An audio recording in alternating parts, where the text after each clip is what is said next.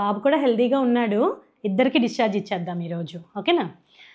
So తినేంటంటే 5 days back 9th month pregnant. ఆ రోజే 9th month వచ్చింది.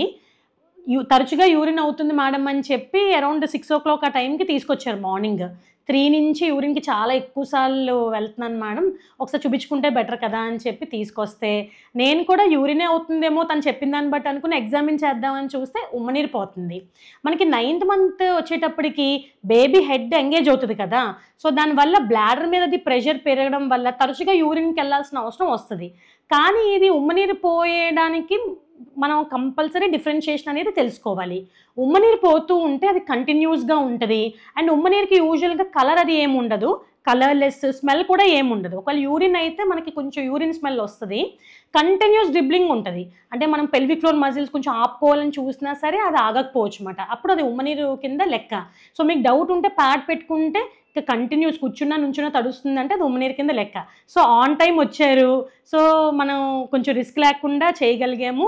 చక్కగా బేబీ మదర్ హెల్తీగా ఉన్నారు.